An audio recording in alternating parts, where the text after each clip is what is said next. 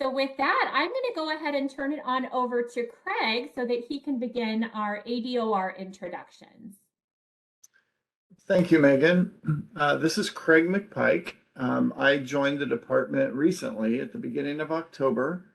I had spent about 18 years in private practice, and then a few years just kind of living life again and spending time with family. And I am now back and very much enjoying my position at the Department of Revenue and working with the fine people that I am working with. So with that, I'll turn it over to Elaine.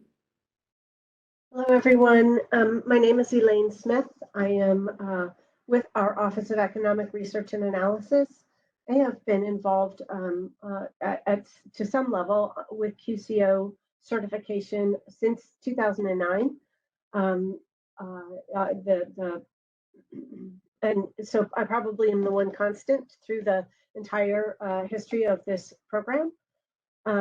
I would like to introduce Alejandra, who is new to the department and new to our unit. We are so glad to have her here as our new program manager.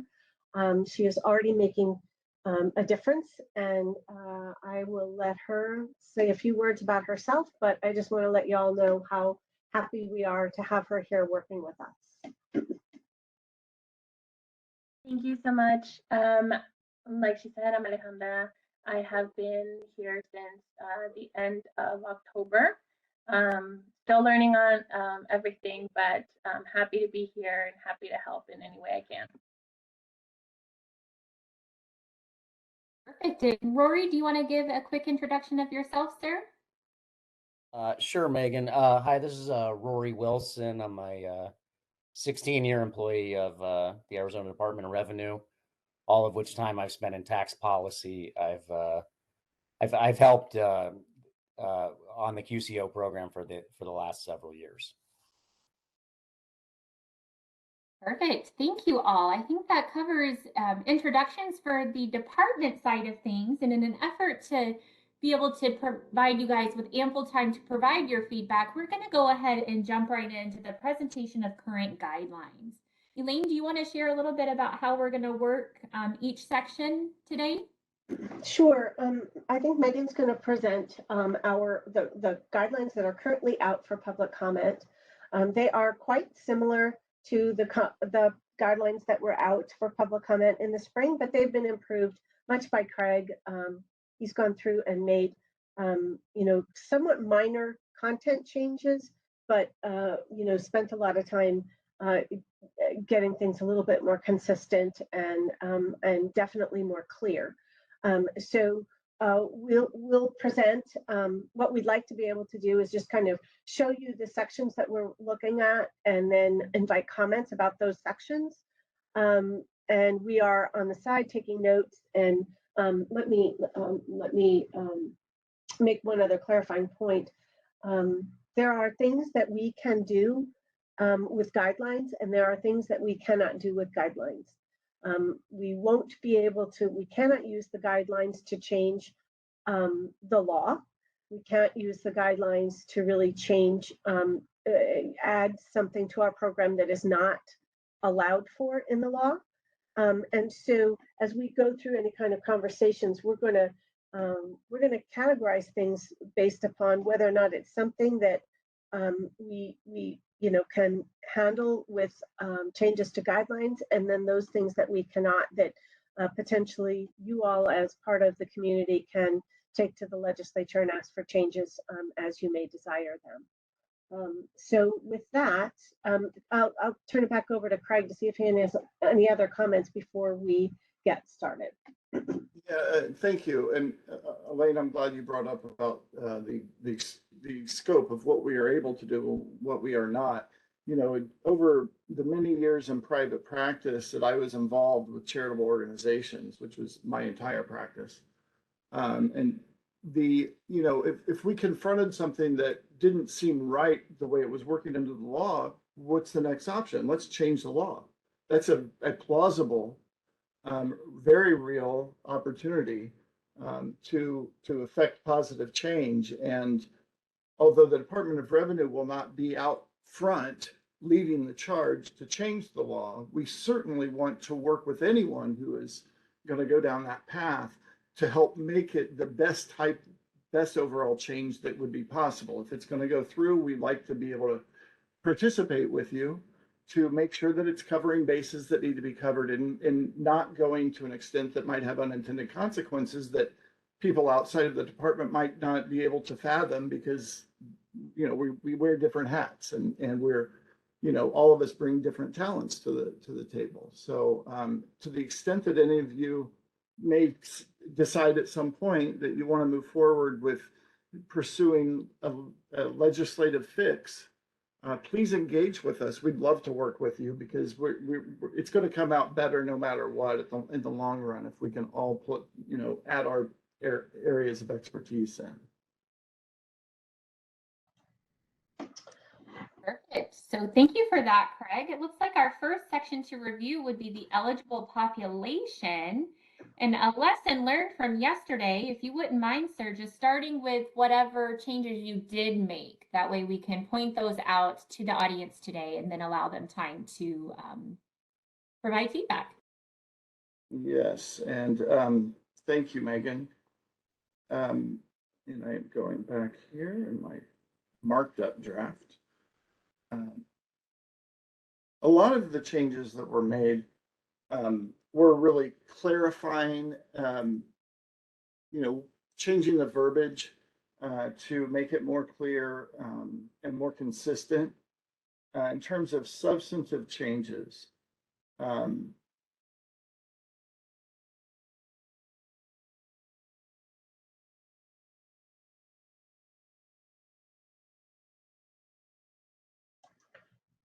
I don't know that in the eligible populations we had any specific, any substantive changes. Elaine, do you? I agree. I agree. And so given that, is there anything that we're showing up on the screen now that anyone would like to talk about? Any suggestions that folks would like to make, or questions that you would like answered?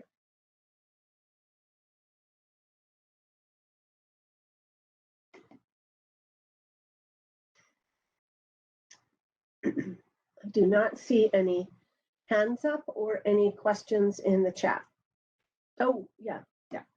Here we go. From Lori. Well,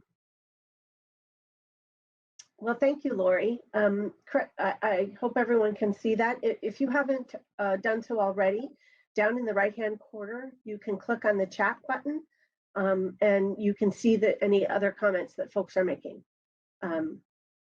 So thank you, Lori, for the kind words. Agreed. Thank you very much. So I think, Megan, if it's all right with you, we can move forward to the qualifying services. And if you move forward, we'll just leave each area up for folks to look at for a moment or two, and then wait for any comments. Yeah. Craig, were there any substantive changes here? Yes, that's what thank you. That's what I was going to jump in for here. For instance, under medical care, care coordination services, we added it. It's the very end of subsection 2 under heading B, qualified services, medical care. The very last portion of that discusses care coordination services being considered a qualified service, as such services foster and facilitate the provision of medical services. That is one. It was a substantive addition to the document itself. I'm not sure that it was a substantive change in the way that the department has applied the rules, this scenario in the past, but we wanted to be sure to include it here. Another change, and this was a substantive change in subsection 4, food. Food can include snacks or refreshments, and prior to that, it had been it was listed as it is not meant to include snacks or refreshments at an event. We understand that there are a lot of different events that where snacks, the provision of snacks are almost like a necessary part of such an event, and we didn't want to, kind of back you all into corners when you're trying to carry out your good charitable efforts. Also, under subsection 7, job training,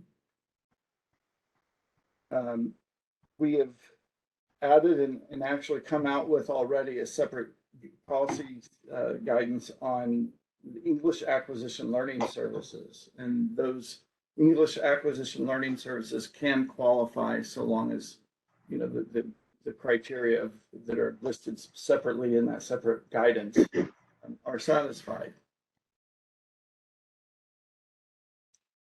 And I think that is, I believe that's it for the substantive changes. And then I just want to make sure that folks have a chance to look back through. We did pass over things like childcare and clothing and that sort of thing. Certainly now would be an appropriate time if anyone had any questions about any of the other items that didn't include any substantive changes, but you still might be of concern to you.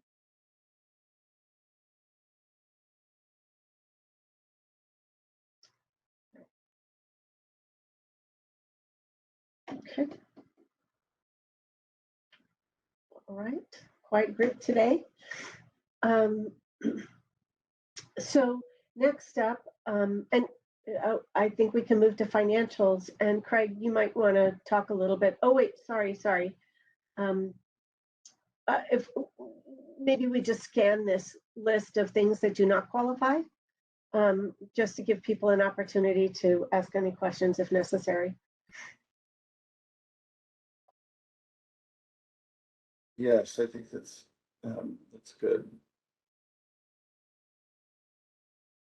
And as as you're kind of looking through this, everyone, I did want to add the value of donated goods distributed out or in-kind services provided, even if they're basic needs goods and services, they do not qualify as a basic needs expense. And what we've done here, first, I want to frame this up and make sure everyone's on the same page and understanding with what I'm talking about. We're not talking about when the organization goes out and spends its own funds to buy things and then distributes those things at no cost to its charitable beneficiaries. What we're talking about is when people have donated, when donors have donated items, or if, let's say, a particular donor has a particular expertise in accounting and says, hey, you can donate my services out to your charitable recipients. In those situations where the organization has not incurred any dollar expenditure to obtain the services or the goods that are then being distributed out, we are looking at this from the perspective of this is our state tax credit. It's a dollar for dollar credit. And although we recognize that in many cases for federal reporting purposes on the 990, those might be considered as program services expenditures. And some might be concerned that we're not treating it consistently in that, for the purposes of this tax credit. And the reason is because the tax credit it's such a significant difference compared to what a donor gets to take as a deduction from their taxes and the value and how it proceeds out into the program services. We're at the same time, we don't want to penalize organizations or those. I love it. I got 5 more years. Don't tease Someone me has unmuted their line, it sounds like, and we've heard some laughing in the background. In any event, what we don't want to penalize organizations for having, for the receipt of those goods. Those are very worthwhile endeavors of, taking in items or services and then distributing them out to charitable beneficiaries. So we're not including the value of these donated services or goods in either the numerator or the denominator. So in other words, we're not penalizing you for those amounts. We're just not going to have them count in a positive fashion toward your 50% threshold test. So we do have our first question from John. It is in the chat. It asks, how do we define non-therapy pets, animal encounters? And again, this is the list of services that do not qualify. John, do you want to maybe ask your question with a little bit more information? Sure. Can you hear me? Yes. So that implies that an animal encounter with a therapy animal is a service that qualifies, but is there a definition? Does it have to be a certified therapy animal? What kind of encounters are considered qualifying under this, under your thought process and your definition? So rather than asking about the things that are not qualifying, your interest is really knowing what does qualify. Am I understanding that correctly? Yes. Okay. So Megan, would you mind going back up to medical care? And let's see if we have anything direct here. I'm reading it just, at the same time that all of you are, just to refresh my memory. So we have approved therapy services that involve animals. There's been equine therapy, dog therapy. We have approved them, those services in the past, provided that they are recommended by a medical professional and performed by generally we're looking for that activity being by licensed therapists. I'm not sure that I'm sure I don't know the industry well enough to know what we might be excluding from that. So if you have any more specifics that you'd like to add to help us with the hypothetical, we'd certainly be willing to listen. Sure, I appreciate that. I'll have to kind of find some more specific examples too, but I guess that brings up a follow-up question is, and I'm reading through this at the same time too. You say it says prescribed by or referred by medical personnel. So is this, in the past, has your interpretation been, therapy animals or that have been prescribed, or some sort of like formal, like the doctor says this is what you need to treat whatever, or has it been encounters that are generally supervised by medical professionals, like in a hospital situation? It would be good to find out more about how you kind of would fit that into the existing medical care guidance to help understand what sorts of therapy encounters qualify. And an example I can think of off the top of my head is, someone with PTSD might be prescribed by their doctor, to spend time with a therapy animal, but then there are also like the comfort animals that go around, like Phoenix Children's, that help, kids who are dealing with, horrible situations, just feel better. And is one of those, would one qualify and the other not? That'd be helpful to get more clarity on. I will, I would imagine that both of those scenarios that you have laid out would likely qualify. And I can say that not all of the therapy done with animals that we have approved happens in a hospital setting. Certainly, the horse therapy, the equine therapy does not always, so it doesn't always happen in a hospital setting, but we do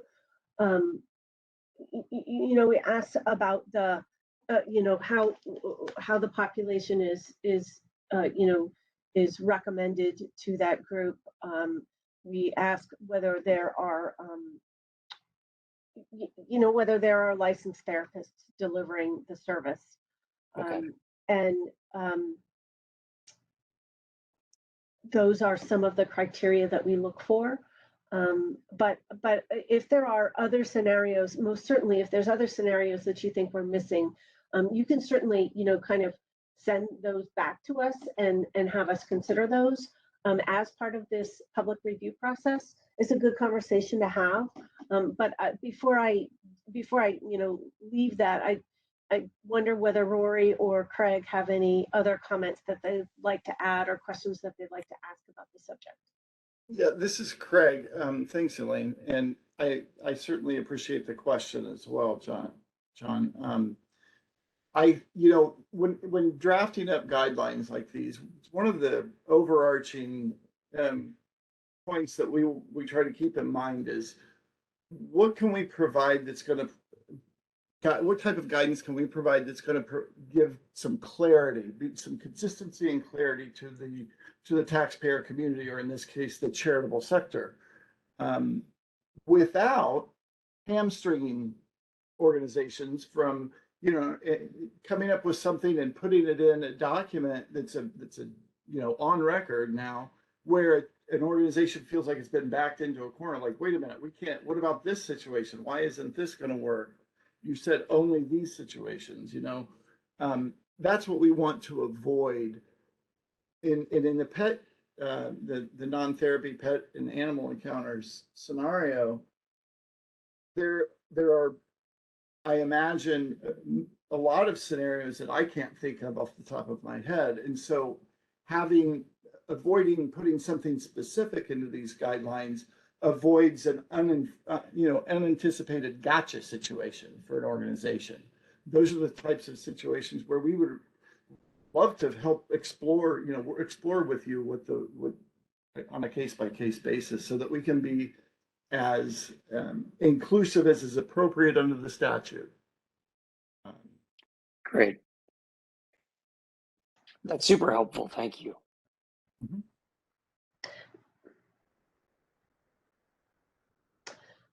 Are there further questions about, we were on the list of services that do not qualify.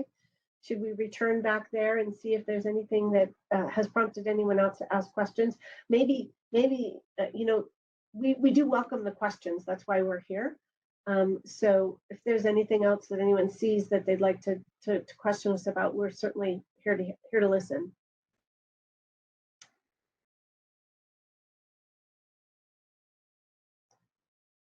Okay. All right. And so Megan, potentially, could you then move on to that financial part? Craig has already talked about how we've refined in our guidelines how we are dealing with donated goods as far as the financials were concerned. We didn't do a very good job of writing that narrative last time, and so it's been improved. And I think that I think it's far more clear now how we deal with those situations.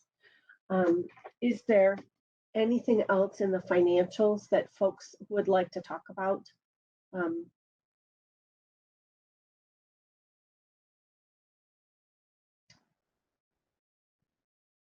I'm going to make just a little plea here. If in fact you are in the process of any at now or any point in the future of submitting an application, please don't send us your bank statements or your or your check registers or that kind of material. We really want summary level data with the summary level data that provides us enough detail to understand what money is being spent on. We've just seen a lot in the last few days as we've been reviewing these year-end applications, and boy, my goodness, we get a lot of really good information, but we can't use it.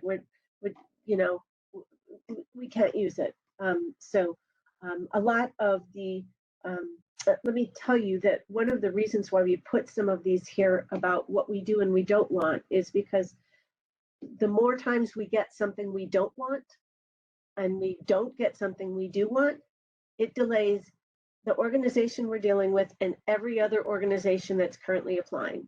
So every time we get incomplete or inaccurate or kind of excess information, it slows the process for everyone. And we really would like to get to the point where we can turn these things around pretty quickly.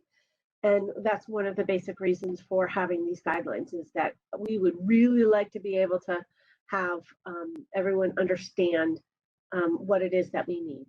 And I see here we've got a question from Rebecca.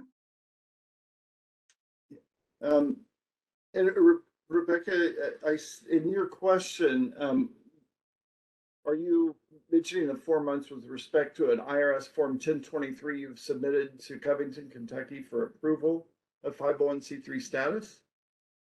Talking about the paperwork that we submitted to the healthcare unit at AZDOR. Oh, okay, so that's entirely different. But Right, Rebecca, right. that should never take 4 months. It should take 30 days at the most. But can you just maybe put in the chat your email address, and I will have someone, while we're in this meeting, I'll have someone reach out to you. And what is the name of the organization? Thank you. I will work on that behind the scenes right at the moment. Fantastic.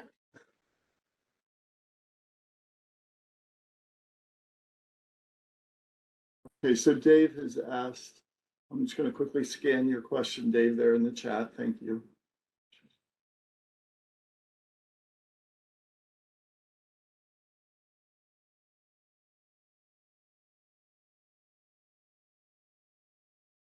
So this is an issue I personally have not delved into. Elaine, do you have some background and history with? Yeah, okay, so I'm reading the chat. If you don't mind, guys, let's go ahead and read it. I'll read the question because anybody that's watching this back won't see the chat. So under services that do not qualify, I am struggling with the inclusion of personal care, shampoo, etc., and not school supplies. In the classroom at low-income schools, very often the basic supplies are shared, but the students need their own supplies to work at home or often drop out of the learning process. We have a lot of research where school supplies are a basic human need. Is there any opportunity to adjust this? Thank you. Okay, so I do want to just take a moment to be clear. The in the comment,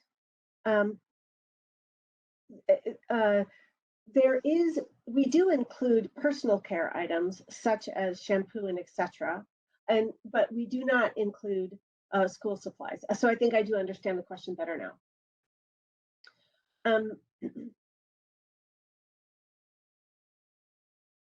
Yeah, I'm struggling a little bit with the appropriate way to answer this question. I'm wondering,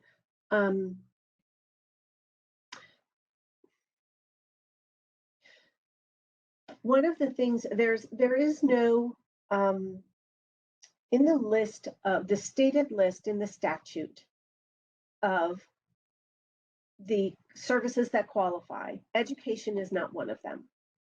And let me just say, we didn't write the law, we're just implementing it.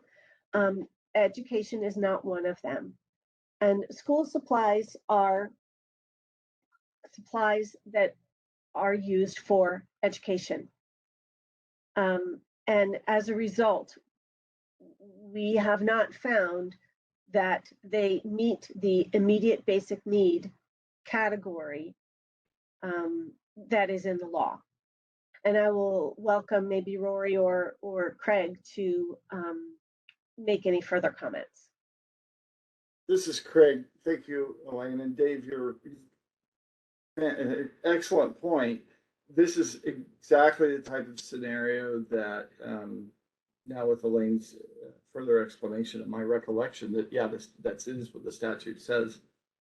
A great opportunity to change the law, make an effort to change the law. And I can assure you that if you move forward with that, we would be happy to review and help to make it the best it possibly can be, including, you know, from our position as well, to help it facilitate its journey through the legislative sausage making process. I think it's an excellent point.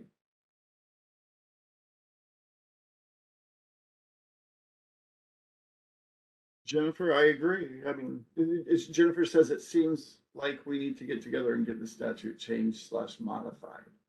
And that makes a lot of sense to me in this scenario. And so for us, you know, that is something where we can provide technical assistance, but you know, that we would not, you know, the law change would not come from us. It would come from you all as the community. Yes, and to elaborate on that a little bit, we would not be championing it, but we could give our check, you know, you go through the various check boxes. So like ADOR, it said it's okay to move forward, check. That's what we could do for you and in that process. You know, that's something that a lot of legislators ask for.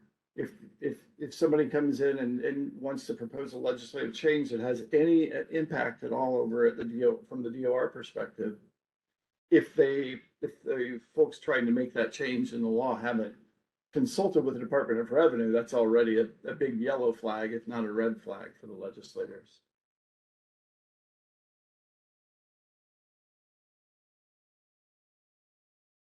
All right. Are there other questions that folks would like to talk about the financials or the services that don't qualify, or anything else that we have in our current guidelines? This is an opportunity for us. These guidelines are under public review. You can submit comments to us today. You can submit comments to us anytime between now and December 19th. And those comments would be in writing.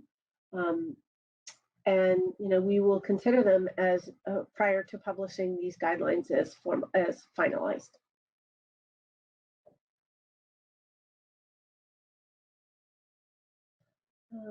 Megan, would you mind going down a little bit to some of,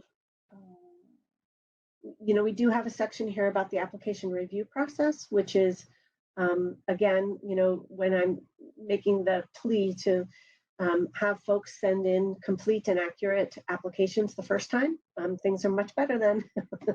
Things work much more smoothly when that happens. But I had the director of our department ask us once, how many of the applications do we receive that are complete and accurate?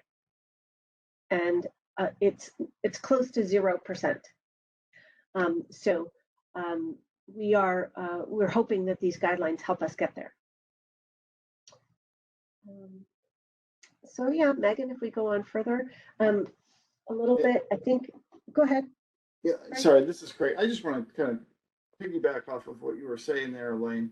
The perspective from our current director of the Department of Revenue on down is one of teamwork. We're in this all together. We're all in this together, right? I think in the past, in my experience, a lot of experience in the past, that wasn't necessarily the case, the perspective from the Department of Revenue. And, you know, for whatever reason, political or otherwise, but this leadership at the Department of Revenue is very much interested in helping to make things work better, more effective, more efficiently for our, you know, our taxpayers and the charitable sector, of course, which hopefully are not taxpayers. So unless you want to incur UBIT or whatever, but you know, it's not an us versus them approach that is taken under the current leadership at the Department of Revenue. And that's one of the reasons that I am thrilled to be doing what I'm doing at the department. We view our role in part as educational, helping to you all to understand what the lay of the land is from a legal perspective, what we can do, what we can't, and let's work to make it the best that we can overall. So that's kind of the perspective we're coming from.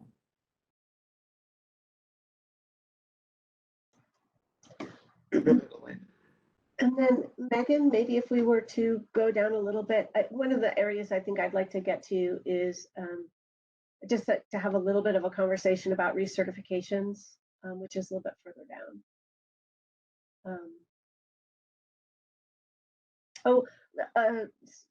Sorry, 1 second, Megan. We got a question yesterday asking about notifications and such, and I want to take this opportunity to make sure that folks know that if you change personnel within your organization and the main contact should be someone different than who we have on record, please send us that change. If your address changes, if your phone number changes, or your email address changes, please send us those changes.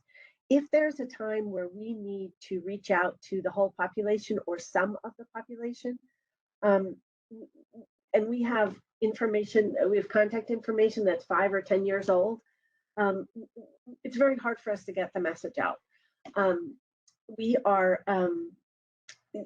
You would be shocked to find out that when we have sent mail, what our post office returned rate is. It's incredibly high. So we welcome everyone to make sure that we have absolutely the correct information online in our database so that if we need to reach you, we can. So that's my plea here. I will also say that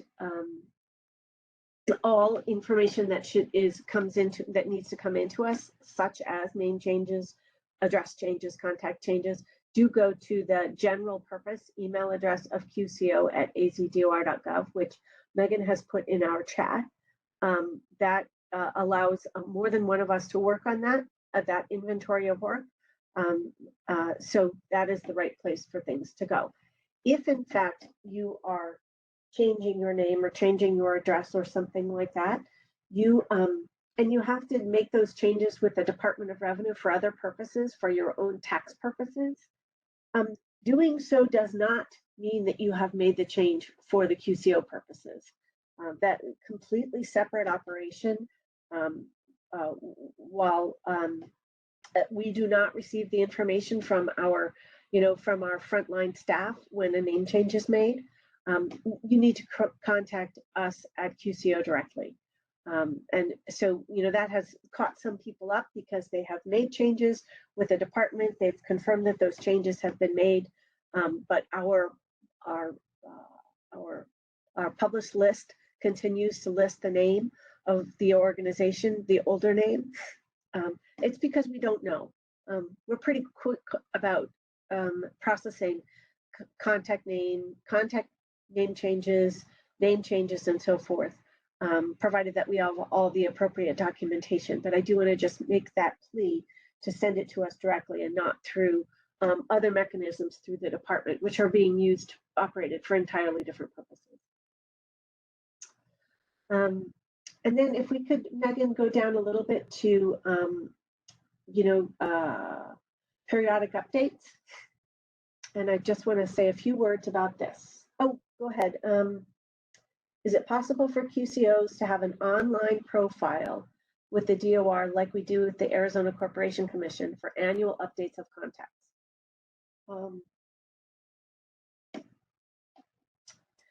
Well, to an extent, we have an online profile with our published lists. The published lists cover the name of the organization, the address of the organization. They don't cover the contacts.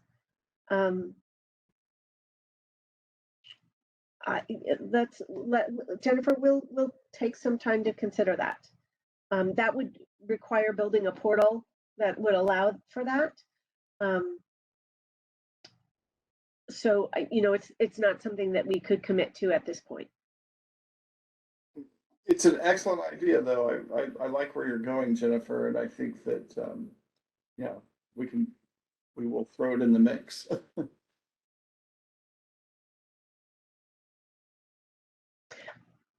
I do want to make sure, as we consider that option, I do want to make sure that we're not ever seen as being the place where someone registers just to be a charity. which is confusing sometimes. We do get those questions all the time where someone, where an organization thinks they need to register with us before they can start collecting donations. And so I want to make sure that I would want to make sure that there's a very clear distinction about what it is that our registration portal or would be used for.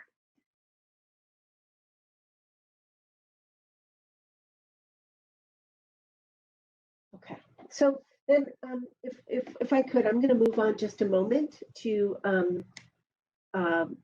recertifications. I know that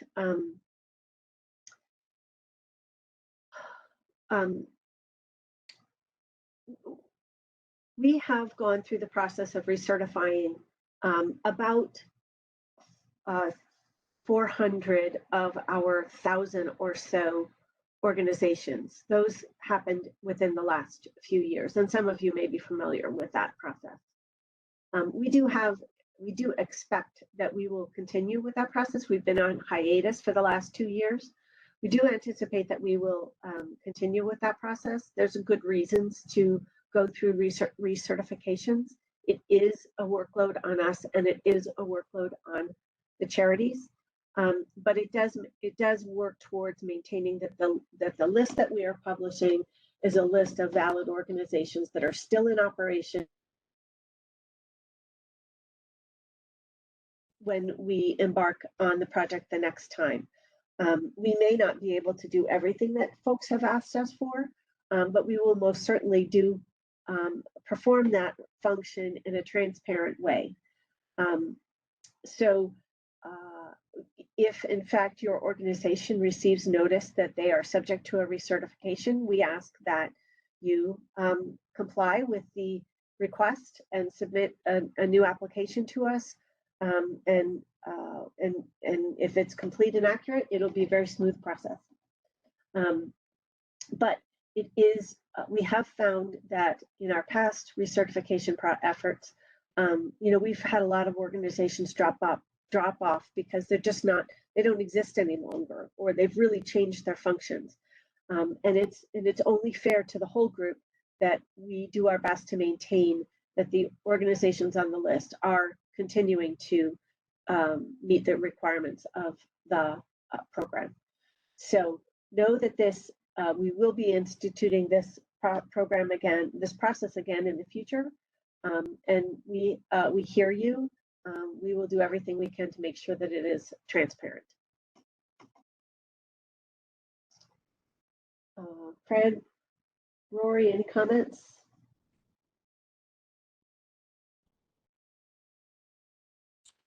No, nothing on that. All right.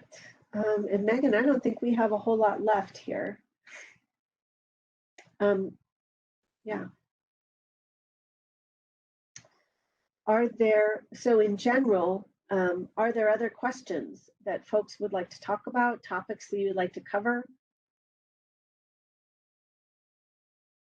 Hi, this is Bethany. I'm curious about the recertification date mentioned. If you recertify, apparently you get a date that you're going to have to then recertify again. Is that going to be in place of, randomly reaching out? I'm not sure that I understand the question. Could you ask again, please? Yeah, somewhere in this part of the document, it said that once you get recertified and you have your recertification approval, there would be like a stamp that told you how long it was valid for on your application or your accepted application. There is nothing that says that here in our current guidelines. That is one of the suggestions that has been made to us. But we will, we are not going to include kind of commitments to any kind of particular workload in the guidelines that we are working on right now, because we need a little bit more flexibility than these guidelines would give us.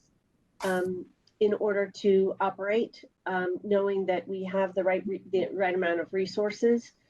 So we cannot commit at this point in time to say that if someone is, I'm just going to throw out year dates here. If someone is recertified in 2023, we cannot.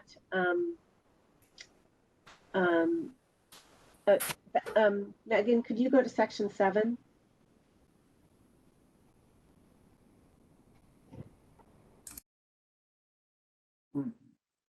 Sorry, where is section 7?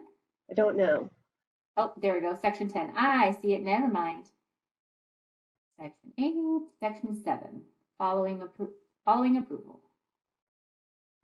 Okay, so you're right. So we did commit to the fact that the certificates issued will have an expiration date. But it does say that that will happen in the future. We are not yet at the point where we are going to be doing that. Thank you for bringing that up. You're absolutely right. We have to get through the original recertifications before we can begin doing that. The workload of a recertification for us is pretty significant, and we don't ever want to bite off more than we can chew. And if we have the expiration dates on the certificates, then it's mandated that we cover, it could be 300 in 1 year and 200 in the next year and 400 in the year after that. We have to get to the level, we want to be sure that we are maintaining a level of service that we can operate under. And so before we get through, the rest of the recertifications, I'm not so sure that we will be issuing expiration dates. Although that is something that folks have asked for, we have to balance, the annual workload of recertifications. Get maybe another year or two under our belt before we can commit to knowing how many we can handle each year. And that's really an answer based on experience and resources. We're hoping these guidelines help us through a recertification process, that the applications that we get are complete and accurate, and that we're able to process them much more quickly. If these guidelines don't help us with that, and we continue to, and we get applications back to us that are with each one creating an extensive amount of work, then we just won't be able to keep up that level of. We wouldn't be able to promise that we're going to recertify 200 every year. Yeah, go ahead. This is Craig. I'd like to just add into that, and there's no perfection in anything, right? We're on Earth after all. But as I had mentioned before, with respect to a different issue, and not wanting to back an organization into a corner. Similarly, we don't want to back ourselves into a corner. We certainly don't want someone else through legislation to back us into a corner, to do something, to require something that might not be feasible or practical or in the best interest of all involved. And I'm smacking myself right now thinking, Craig, how did you let this go out without changing will to may? Because don't be surprised if the final version of this comes out with a may instead of a will, because the reality is we can't predict the future. We can't predict if there are going to be funding cuts to DOR, that like what has happened in the past at times, that requires personnel to be cut and just make it not feasible to be able to keep up with for the as Elaine has just explained.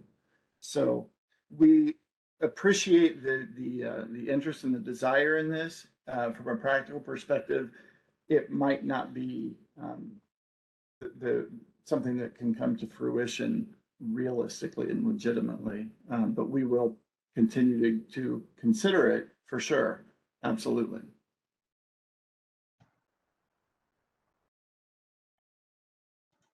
Thank you for the question, Bethany. We do appreciate it. And I will say, while we may not be able to commit to a certain number of recertifications in the next couple of years, what we will commit to is being transparent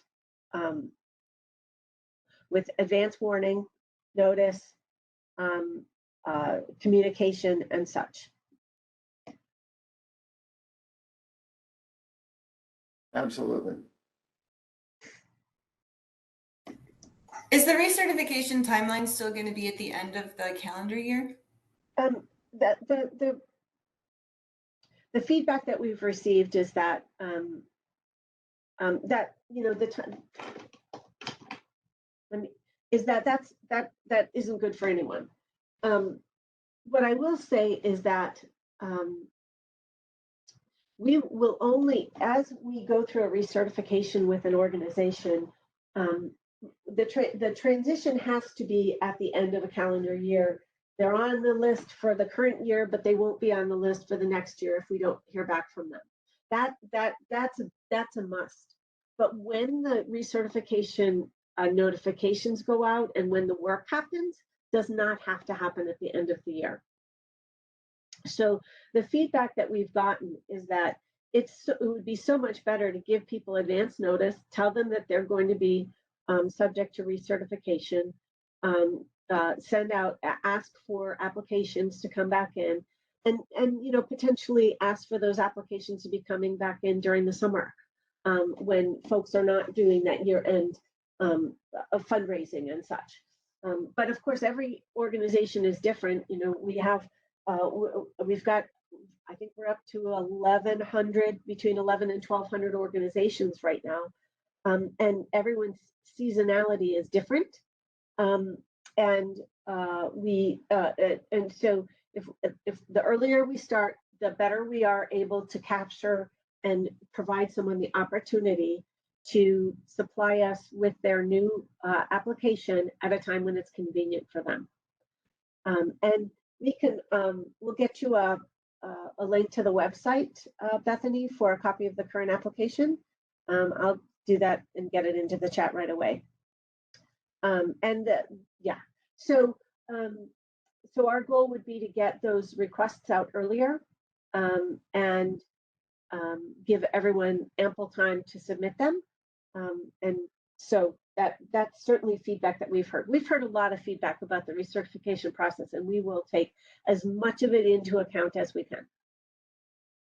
And thank you, Megan, for putting the application. You've put on the website link, right, Megan? And part of that includes an application, right? Yes, absolutely. I wanted to ensure they had the instructions as well as the form itself. Thanks for the question. Is there anything else? Craig, do you have any other comments that you'd like to make? Anything that we've missed? I don't think so. I was just looking back at my marked up version, and yeah, I think I pretty well covered the why we're not using, just relying solely on the 990 for purposes of documenting for this tax credit. But if anyone has any other questions on that, please fire away. But I think we covered that adequately.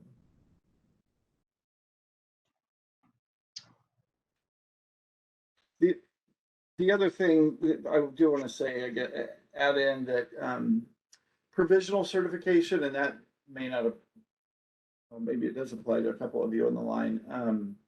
When first applying, we're going, there's a provisional approval process, and we wanted to add in some language to make it really clear that for the period of that is covered by that provisional approval or certification, that's going to be bulletproof reliable for your organization and for therefore also your donors in terms of taking the tax credit. If it turns out that the organization does not ultimately qualify, once it's after the fact, once all the financials are in and we review all of those and we say, you know what, sorry, but you didn't quite meet this 50% threshold, that is not at all going to impact the period during which a provisional certification was in play. I have a There's question. another, yeah, Craig, there's a question in the chat here. If not all of our clients are low income, what type of documentation is needed for each client to verify their income level? Good question. It's not really our goal here to make life harder for you all. We do need to make sure that we are following the criteria set out in the statute. There are some organizations,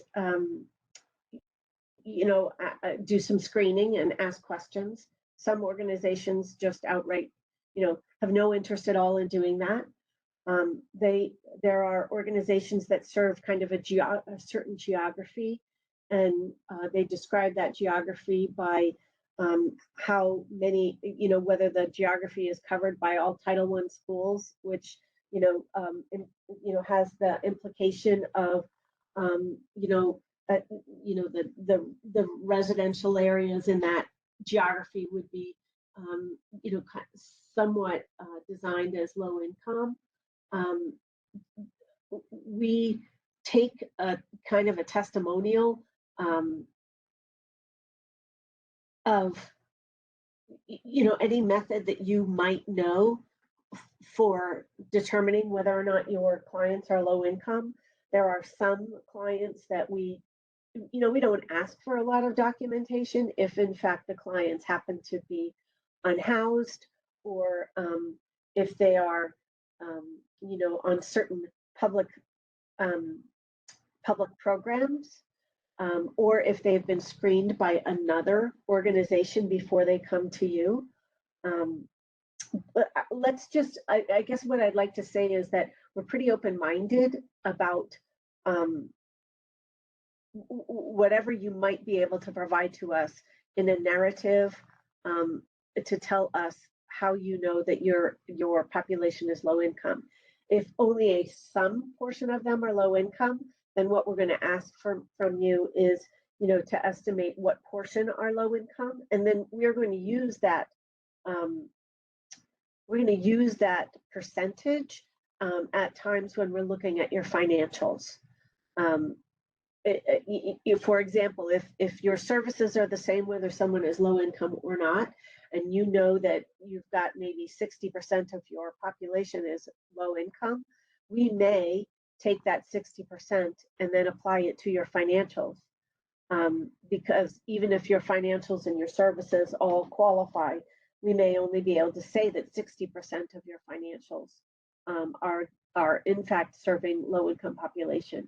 But it becomes that kind of we're sharing of information, and you spending the time to help us understand what you know about your clients, and us attempting to use that information to help us process your application.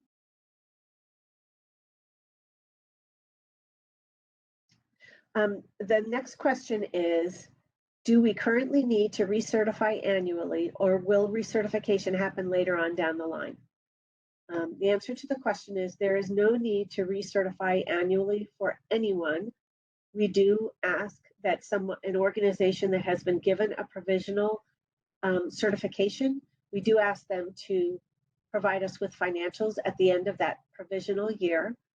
And then for the rest of the population, the law provides us with the opportunity to do periodic recertifications, and we have attempted to do about 20% of the organizations a year.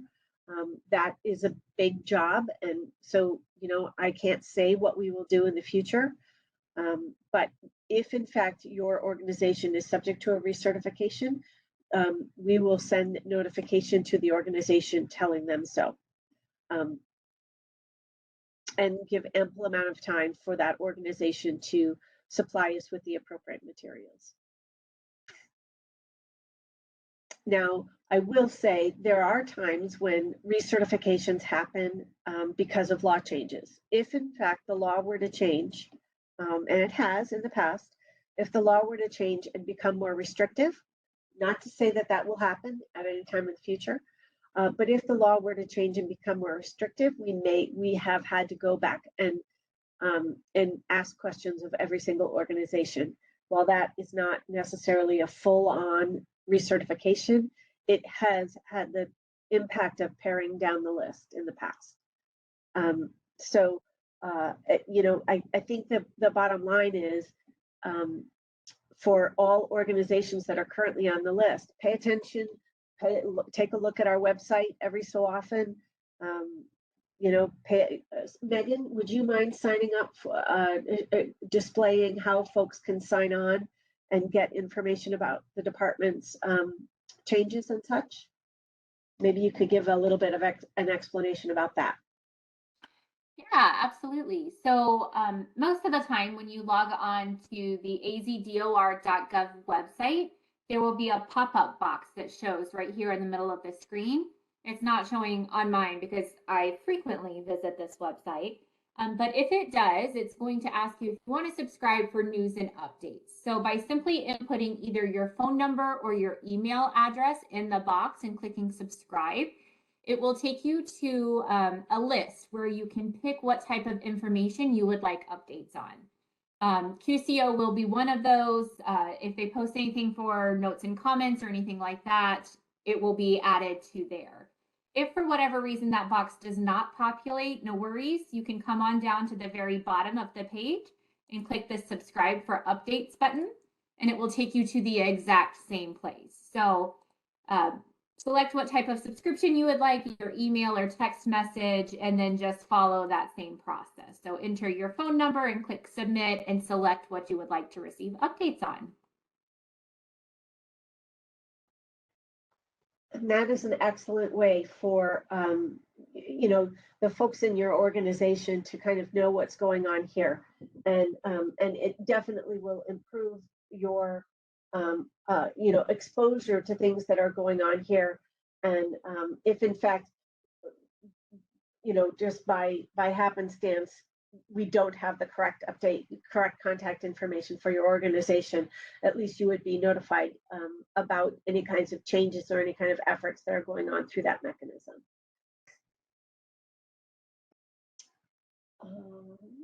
Are there any other questions? Or Craig or Rory, do you have any comments that you'd like to make as we finish up? This is Craig. I just wanted to say that we recognize the very good work that the charitable sector that you all are engaging in for the benefit and betterment of our communities. And hopefully this process, it kind of exhibits that a little bit. And, we're going to continue to strive to work with you to make things as efficient and effective as possible so that you can continue to do the good work that you're doing.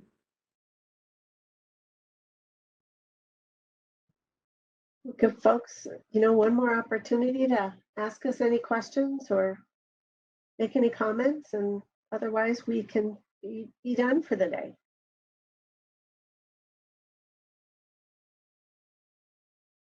And I did put that contact information back up here on the screen. So if you need to update any of your business information, contact information, please do so using the QCO at azdor.gov email address. But any comments or inquiries related to these draft guidelines, please go ahead and direct those to Alejandra at algarcia@azdor.gov. We'll hang on for just a couple more minutes if you have any other questions you would like to ask. Okay, I'm not seeing any coming in. So with that, we'll go ahead and give you guys some time back in your day. Thank you so much for joining us and for all of the wonderful questions you guys have shared with us. I do see one question. Thank you. This is helpful to know. When will the newly revised guidelines be posted? Great question. The end of the comment period is December 19th. So we will certainly be pulling, together all of the comments and questions that have been submitted through the to Alejandra after that. And with the holidays and things, it likely is going to be early into the new year. But anyone else have any thoughts on that? No, that was the goal, to get them published and posted at the beginning of the new year. And, it was really designed, if there are folks who have the thoughts that they would like to make changes, ask for changes at the legislature. We really wanted to give you the opportunity to know where we stood on everything in advance of the legislative session, so that you were fully aware of our our process and our guidelines. And then if you want to make changes, ask for changes, you know where you stand on all of those things. So, that's the hope, is that if there are things that folks are looking for that need to be changed at the legislature, this upcoming legislative session is an opportunity for you. You're welcome, John. Thanks to all of you for attending today. We really do appreciate it. Absolutely. So thank you guys so much for joining us today. Everyone have a wonderful afternoon. And again, for any comments or inquiries related to these draft guidelines, please do go ahead and send those to Alejandra. Happy holidays to all. Oh, yes, I agree, Craig. Happy holidays. And thank you guys so much for joining us. Have a wonderful afternoon. Bye-bye now.